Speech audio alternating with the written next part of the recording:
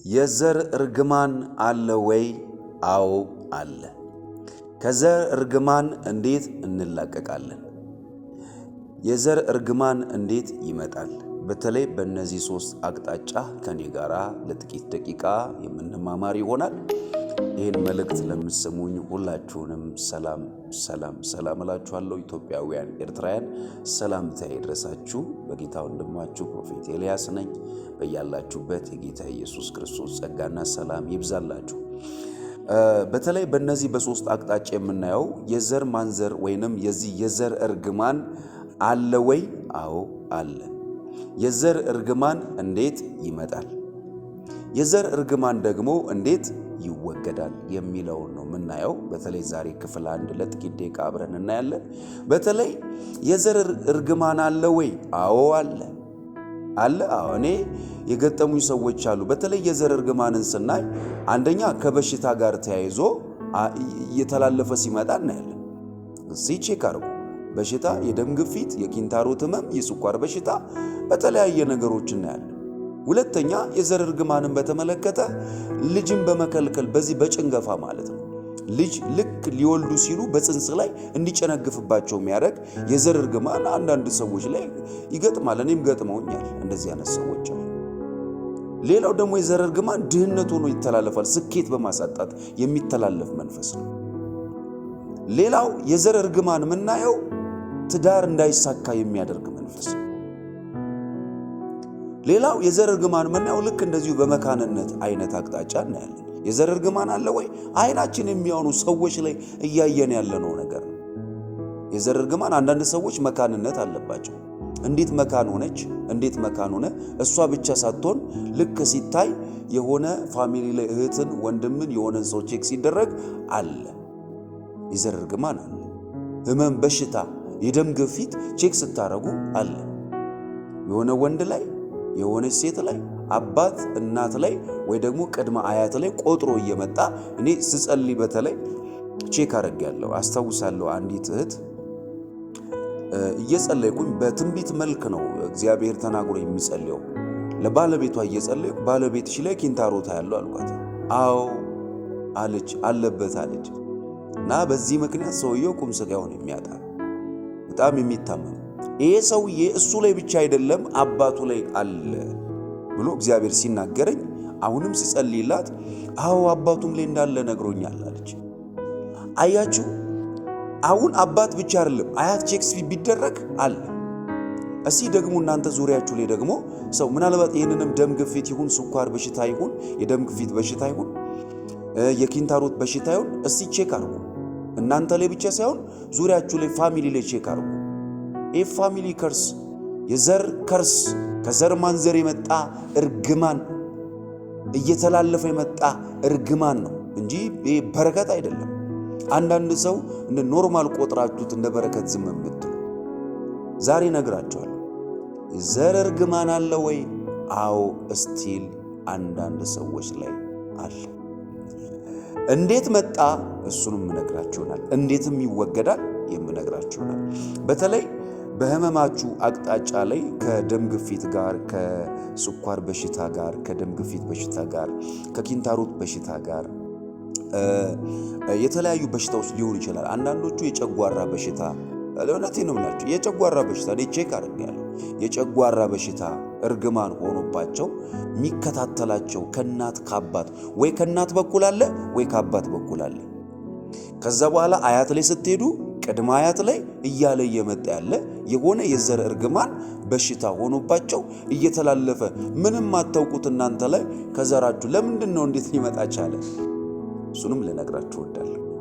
እና ስለዚህ የኪንታሮት በሽታ እናት ላይ አለ፣ ከዛ በኋላ አባት ላይ አለ። ከዛ ወንድም ላይ ቼክ ስታደርጉ ወይ ሆነ አጎት ላይ የእናት ወንድም ላይ ወይ የእናት እህት ላይ አክስት ላይ ወይ አባት ወንድም ላይ አጎት ላይ የሆነ ሰው ቼክ ስታደርጉ አለ። የሆነ ሰውን አልፎ መጥቶ እየነካቸው እያለፈ እየተላለፈ የመጣ የዘር እርግማን አለ ወይ?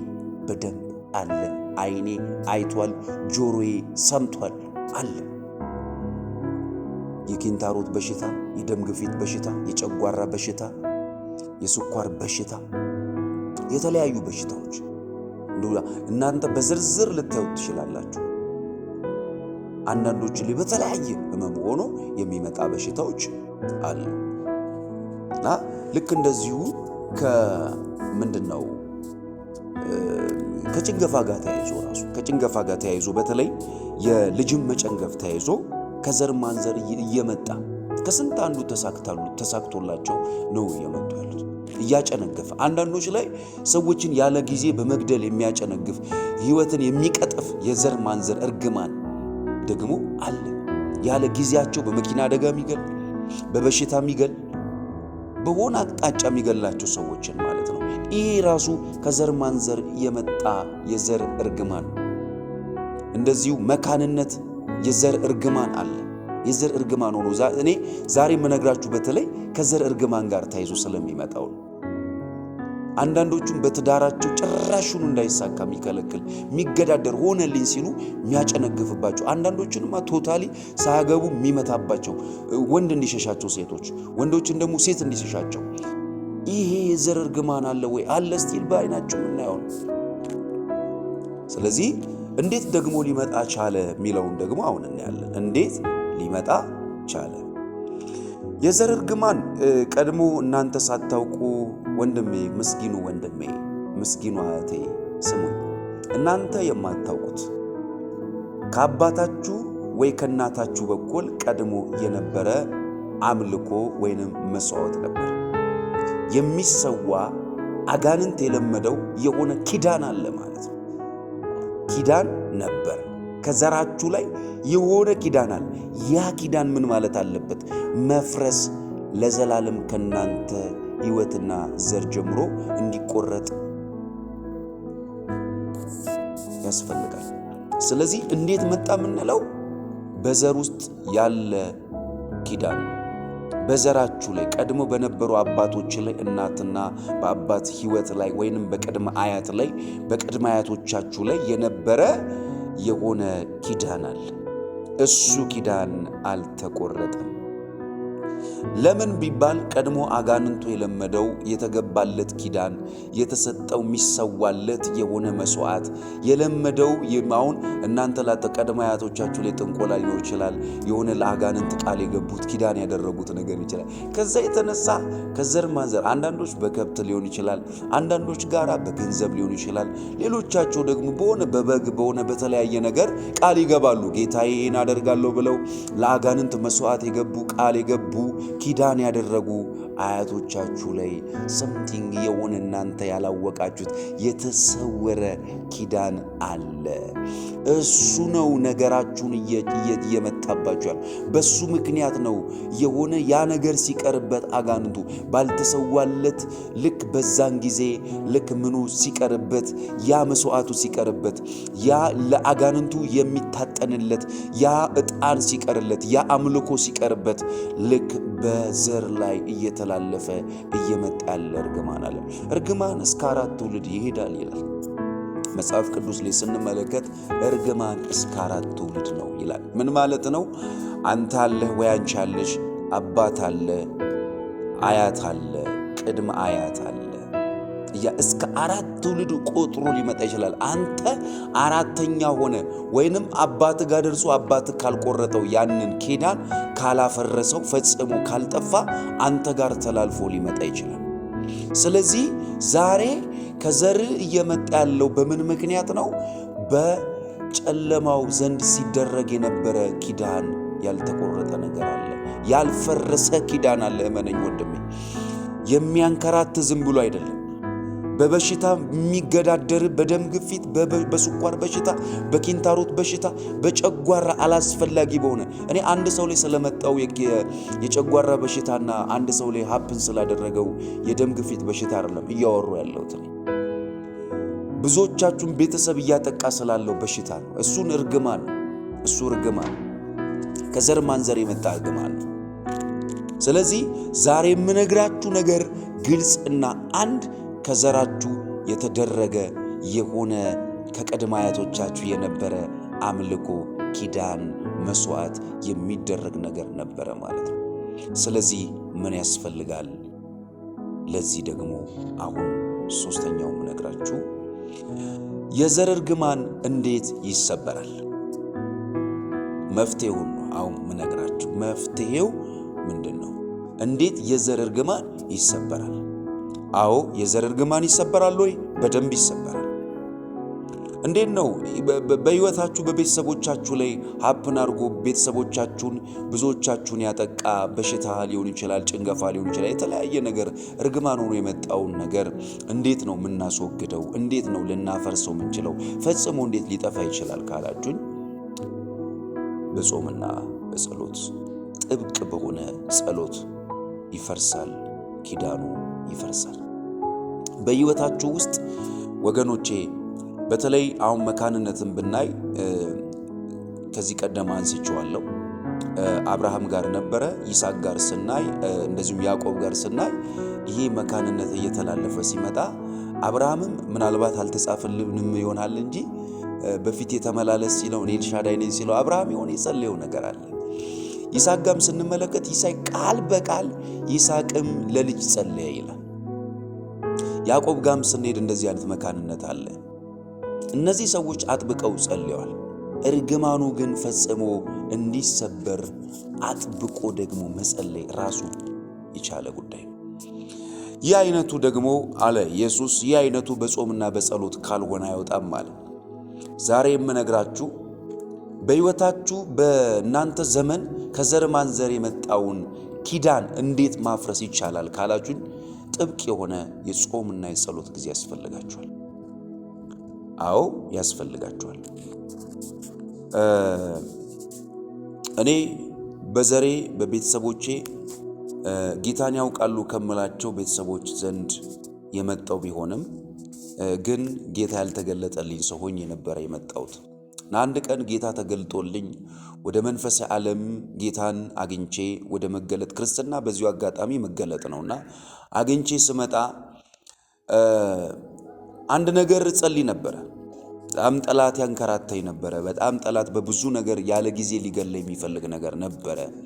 በጣም በብዙ በመኪና አደጋ በተለያየ መንገድ ፋይት ያደርገኝ ነበርና አንድ ጊዜ ግን አጥብቄ መጸለይ ጀመርኩት። አንድ መጽሐፍ አገኘሁ፣ ያልተሰበሩ እርግማኖች የሚል መጽሐፍ አግኝቼ መጸለይ ጀመርኩ። በጾምና በጸሎት እየጸለይኩ ሳለ ድንገት ከ15 ቀን በኋላ አንድ ራእይ ህልም ያለው እና ይህንን ህልም ሳይ የማየው ትልቅ የሆነ ኮብራ እባብ ነው የማየው። እና ይህንን ኮብራ እባብ አንገቱን ብጥስጥስ ከማድረጌ በፊት አንድ ነገር ቀድሜ ያየሁት ነገር ነበረ። ያንን ጸሎት ስጸልይ ቅድመ አያት ላይ ነው ማየው። ቅድመ አያት ላይ የነበረ በቀንድ የሚመለክ አምልኮ ነበር ሳይ ነበረው። ይህን ማየው ሌሊት በህልሜ ነው ማየው እና ያየው በቀንድ የሚመለክ በከብት የሚመለክ አምልኮ እንደነበረ እግዚአብሔር ቀድሞ አሳየኝ። ይህን ካየው በኋላ በጣም ተነሳስቼ አሁንም በጾምና በጸሎት መቀጠልና መጸለይ ጀመርኩ። ልክ መጸለይ ስቀጥል ደግሞ እግዚአብሔር ልክ እባቡን ስገለው አሳየኝ፣ ብጥስጥስ ሳደርገው አሳየኝ። ከዛ በኋላ የሚገርማችሁ ነገር አሁንም ጸሎቴን ቀጠልኩ። በጣም በደስታ መጸለይን ቀጠልኩኝ። ልክ እየጸለይኩኝ መቀጠሌን አልተውኩም። ከዛ ድንገት አሁንም ከ15 ቀን በኋላ ምን ያለው መልአክ መጥቶ በህልሜ ነው ማየው፣ እግሮቼን አጥቦኝ ወደ በረከት አስገብቻለሁ ብሎኝ ሲሄዳየ እግዚአብሔርን ተነስቼ አመሰገንኩ። ከዘር ማንዘር የነበረው እርግማን ለካ ምኑ ጋር ነው ችግሩ? በቤተሰቦቼ ዘንድ የነበረ አማኝ በመሰሉ ቤተሰብ አሁን ጴንጤ ነኝ ትላለህ አንተ፣ ግን ዘር ላይ የሆነ የተደበቀ መንፈስ እርግማን አለ። አማኝ ነኝ ቤተሰቦቼ በጴንጤ በፕሮቴስታንት በሆኑ አማኞችን የመጣሁት ልትለኝ ትችላለህ፣ ግን እኔ እነግርሃለሁ እርግማን፣ የተሰወረ እርግማን ግን አለ። ነገሮቻችሁን የሚቀጥፍ በበሽታ የሚመጣ አንዳንዶቻችሁን የሚያንከራት ያለ ጊዜ የሚገል የአደጋ ስፒሪት በተለያየ አቅጣጫ የሚነሳ ማለት ነው። ያ ምን ይፈልጋል? ጾምና ጸሎት፣ ጥብቅ ጸሎት ይፈልጋል። ከቤታችሁ ከዘመናችሁ ከዘር ማንዘራችሁ ያለው እርግማን እንዲሰበር ፈጽሞ እንዲነሳ ምን ያስፈልጋል? ጥብቅ የሆነ ጾምና ጸሎት ያስፈልጋል። ስለዚህ ኢየሱስ ይህ አይነቱ በጾምና በጸሎት አይወጣም እንዳለው አንዳንድ ነገሮቻችሁ ከሕይወታችሁ አልሰበር ያለ ኃይል ይፈልጋል። ኃይል ደግሞ እንዲመጣ ጾምና ጸሎት ያስፈልጋል። ከሕይወታችሁ በሽታ ፈጽሞ እንዲነሳ ወገኖች የምትፈልጉ፣ ጭንገፋ እንዲነሳ የምትፈልጉ፣ መካንነት እንዲነሳ የምትፈልጉ ጥብቅ የሆነ ጾምና ጸሎት ያስፈልጋችኋል። ስለዚህ ዛሬ የዘር እርግማን አለ ወይ? አዎ አለ። ሁሉም ሰው ላይ ነው ወይ? አይደለም። በዘራቸው አምልኮ በዘራቸው ኪዳን የነበራቸው ሰዎች የዘር እርግማን አለባቸው ወይ? አዎ፣ እየተከታተላቸው ያለ እርግማን አለ። ስለዚህ እንዴት ሊመጣ ይችላል? ከዘር ማንዘር ያለ ኪዳን መስዋዕት ወይንም አምልኮ ከአጋንንት ጋር የነበረ አምልኮ ትስስር ኪዳን በመኖሩ ምክንያት እየተላለፈ ሊመጣ ይችላል። እንዴት ደግሞ ይሄ እርግማን የዘር እርግማን ሊወገድ ይችላል? እንዳልኳችሁ ጥብቅ በሆነ ጾምና ጸሎት ሊወገድ ይችላል። ዛሬ ይህንን መልእክት እንደተጠቀማችሁበት በጥቂቱ አምናለሁ። ጌታ ኢየሱስ ዘመናቸውን ይባርክ። ኢትዮጵያውያን፣ ኤርትራውያን የሚያንከራታችሁ በበሽታ እናንተም ቤተሰብ የሚያምስ ጭንገፋ፣ መካንነት፣ በሕይወታችሁ ያለ አላስፈላጊ የሆነ አደጋ፣ ያለ ጊዜው የሚመጣ ሞት፣ በሕይወታችሁ ያለ እጦት፣ ትሰራላችሁ፣ ትደክማላችሁ፣ መንከራተት ነው፣ ማጣት ነው፣ መባከን ነው፣ እርግማን አለ ወይ? አለ። ስለዚህ እንዴት ይመጣል? ከዘር የነበረ ኪዳን ባለመፍረሱ ምክንያት ይመጣል። እንዴት ሊወገድ ይችላል? በሕይወታችሁ ውስጥ ጥብቅ የሆነ ጾምና ጸሎት ያስፈልጋችኋል። በዚህ አይነት አቅጣጫ መፍትሄ ማግኘት ትችላላችሁ። ዛሬ መልእክቱን ይዤላችሁ የመጣሁት ፕሮፌት ኤልያስ ነኝ። በሕይወታችሁ ውስጥ ይህ መልእክት እንደጠቀማችሁ አምናለሁ። በዚህ መልእክት ከተጠቀማችሁ ከታች ባለው በኮመንት ሴክሽን ላይ ይቀጥል፣ በቀጣይም ሌላ መልእክት ይቀጥል ምትሉ ይቀጥል ብላችሁ ጻፉልኝ።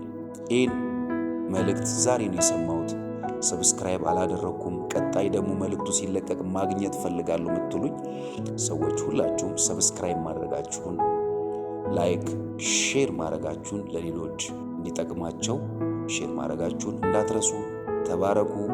ላመነ ሰው ሁሉ ከጌታ ከኢየሱስ ዘንድ በናዝሬቱ በኢየሱስ ስም የዘር እርግማን ተሰበረ፣ ፈጽሞ ተግዳሮቱ እርግማኑ ተነሳላችሁ ብዬ እጸልይላችኋለሁ። ስሙኝ፣ ለአንድ ደቂቃ ከኔ ጋር ጸልይ። በጌታ በኢየሱስ ክርስቶስ ስም አንቺ ሳታውቂ አንተ ሳታውቅ ሰላም ነው ብለህ በሕይወት ላይ ግን ዋጋ የሚያስከፍለ የዘር ማንዘር እርግማን፣ እህቴ ዋጋ የሚያስከፍልሽ የዘር ማንዘር እርግማን፣ ሳታውቁት ቤተሰቦቻችሁን በበሽታ ከዘር ማንዘር ተላልፎ እየመጣ የሚያምስ፣ ሳታስቡት ተሳካልኝ ስትሉ የሚያጨነግፍ፣ በልጅ ቢሆን በትዳር ቢሆን የሚያጨነግፍ የጭንገፋ ስፒሪት የዘር እርግማን ነው። መካንነት የዘር እርግማን በጌታ በኢየሱስ ስም ከዘር ማንዘር የመጣ የትኛውም እርግማን ከቤታችሁ፣ ከትዳራችሁ፣ ከስራችሁ በኢየሱስ ስም ከማጸናችሁ ላይ፣ ከላይፋችሁ ላይ፣ ከአገልግሎታችሁ ላይ፣ ከስራችሁ ላይ በጌታ በኢየሱስ ክርስቶስ ስም ለአንዴና ለመጨረሻ በኢየሱስ ስም እንዲነሳ አውጅባችኋለሁ፣ እጸልይላችኋለሁ። አሜን ብላችሁ ስሩ። በጌታ በኢየሱስ ስም የዘር ማንዘር እርግማን ፈጽሞ ከናንተ ሕይወት ላይ ለዘላለም ይነሳ፣ ይነቀል ብዬ በኢየሱስ ስም ጸለይኩኝ። ተፈጸመ። ሻሎም። በቀጣይ መልእክቱ እንዲደርሳችሁ ሰብስክራይብ፣ ላይክ፣ ሼር ማድረጋችሁን አትርሱ። ይቀጥል ምትሉ በኮመንት ሴክሽን ላይ ይቀጥል ብላችሁ ጻፉ። ተባርካችኋል። ሻሎም።